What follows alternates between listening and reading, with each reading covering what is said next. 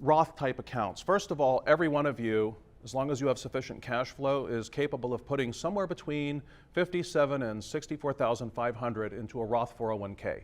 You need a trader business. That's easy to come up with. Am I going to define trader business? Not today. We don't have that much time. Understand you're capable of setting up a 401k. You're capable of contributing to it. Some of the more narrow-minded or uneducated little twatty sorts of accountants will tell you you can only contribute, for example, $19,500, kind of like you do at your W-2 job. They don't understand how these are set up. This is what he's referring to when he has mega, well, it should say mega Roth, but it's implicit from Roth, mega and Roth. So there are ways to contribute to these accounts more than you know. We had a client last year to a defined benefit plan, contributed $800,000 tax deductible. He was making about $2 million, so he was pretty happy. It dropped his tax bill by just a touch. So I want you to be thinking about these retirement accounts. What's the strings attached? Complex rules. What's the upside? Tax-free. What do you need to contribute to them? A W-2, which you can self-generate typically, or the equivalent, earned income.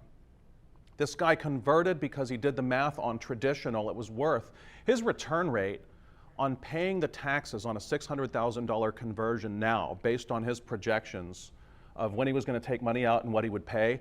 And I thought his projections were pretty conservative. I mean, he's one of these engineering types. He's worse. He's a pharmacist who had like 15 Excels that used up the capacity of a hard drive. I mean, it was crazy. He calculated that converting to Roth, the taxes he paid, he viewed it as an investment. The return on his investment was the taxes he would save later, taking into account when he saves them, net present value year by year. His return rate was like up in the 20s because he'd bought pretty cheap, turned it around, the thing was throwing off a ton of cash. So relatively speaking, it made sense for him to do that. So I want you to be thinking about these accounts.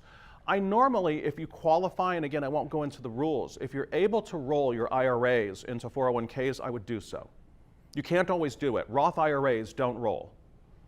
Like your mama don't dance and your daddy don't rock and roll, well, your Roth IRA don't roll, except to another Roth IRA. But traditional IRAs can be rolled into 401ks. So if you have traditional money in a SEP, simple IRA, those are inferior accounts. Just for one reason alone, prohibited transactions destroy them. They merely wound 401ks. That reason alone is enough. Oh, and by the way, when you borrow money in an IRA, you pay tax. It's called UBIT, UBIT, unrelated business income tax. By the way, sometimes it's worth paying. If you have a small IRA and you borrow a lot of money once, but it now becomes a very large IRA that can invest on its own, again, is paying the tax worth what you get out of it later? Well, that's a math problem along with a subjective judgment problem. You have to think about how much are you willing to pay, how much return do you have to get, but it's math.